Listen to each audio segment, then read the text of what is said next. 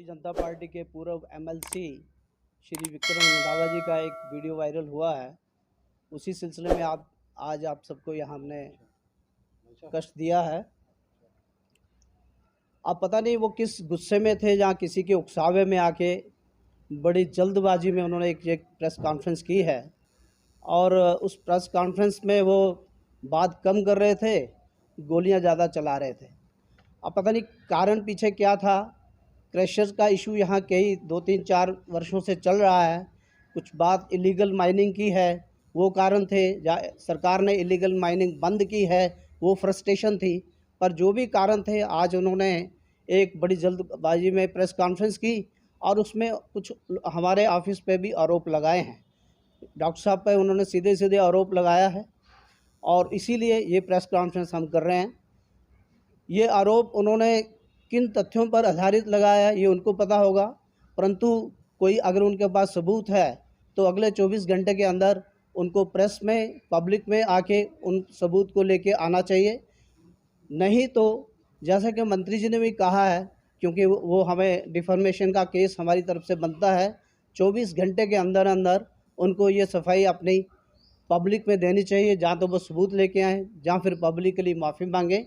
नहीं तो 1 करोड़ रुपये का डिफॉर्मेशन का केस, ऐसा मंत्री जी ने कहा है, वो हमारे ऑफिस की तरफ से होगा। जहाँ मंत्री जी करें वो उसका निर्णय लिया जा सकता है और इसीलिए आप सबको यहाँ हमने अभी कष्ट दिया है।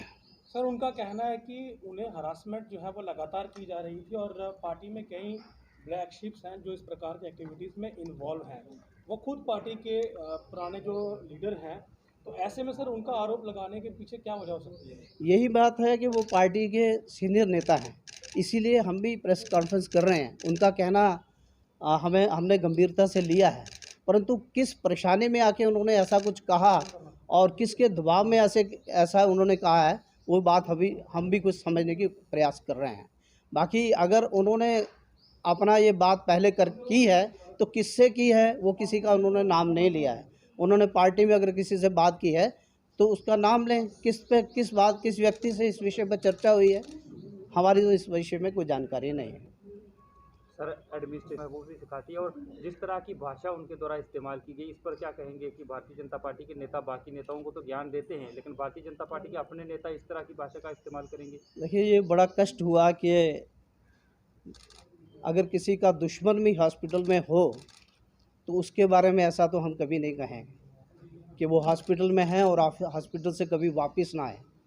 ऐसा मुझे बड़ा अफसोस हुआ। हालांकि मेरी व्यक्तिगत उनसे अच्छी जान पहचान है, विक्रम जी से हम इकट्ठे कई वर्षों से काम कर रहे हैं, पर मैंने कभी अपेक्षा नहीं की थी कि विक्रम रंधावा जी ऐसा स्टेटमेंट देंगे कि हॉस्पिटल में गए हुए वापस ना आए। ऐसे अपशब्द उनके मुंह से मुझे नहीं लग रहा अच्छे लगे, किसी को भी अच्छे नहीं लगे। उन्होंने ये भी उनका फ़ोन नहीं उठाते हैं, कहीं प्रेशर है पीएमओ का, कहीं इसलिए वो उनका कॉल नहीं उठाते हैं और जो परेशानी का सामना तमाम लोग कर रहे हैं वो सुनने के लिए यहाँ पर राज़ी नहीं है। अब ये तो डिप्कॉम साहब ही बता सकते हैं कि उनको फ़ोन कितनी बार गया, क्यों नहीं उठाया। क्योंकि आज आप सब जानते हैं कि कोरोना सारी स्टेट क्या पूरा भारत जूझ रहा है इसमें, और ये जो एडमिनिस्ट्रेशन, डीसी, डिप्कॉम, सब लोग इन लोगों में, इन चीज़ों में इन्वॉल्व हैं। मैं उसकी तरफ से सफाई नहीं दे रहा, परंतु फिर भी पर सर उन्होंने ऐसा मैसेजेस बताया, जिस किए थे कि इस तरह इशू है। उन्होंने ये भी कहा कि मैं बड़ा ही एक देखिए, ये जो लीगल पेनल्टी उन पर लगी है उस विषय में ना तो मुझे पूरी जानकारी है कि किस आधार पे उन पर ये लीगल पेनल्टी लगी है। ये जानकारी तो वो विक्रम रंधावा जी दे सकते थे, वो प्रेस कॉन्फ्रेंस में ही दे सकते थे कि मुझे पेनल्टी जो इलीगल लगी है तो इस तरह से इलीगल है। ये सफाई तो वही दे सकते हैं। मैं इसकी लीगलिटीज़ के बारे में ज़्यादा जानता नहीं, परंतु उनको ही ये सफाई देनी चाहिए।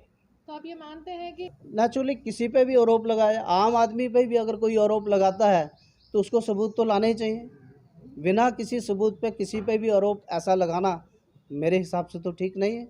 आप बात से सहमत होंगे? सर, भारतीय जनता पार्टी हमेशा, क्योंकि मैं भारतीय जनता पार्टी का सिपाही हूँ और इसलिए दावे के साथ कह सकता हूँ कि भारतीय जनता पार्टी हमेशा अनुशासन प्रिय पार्टी है।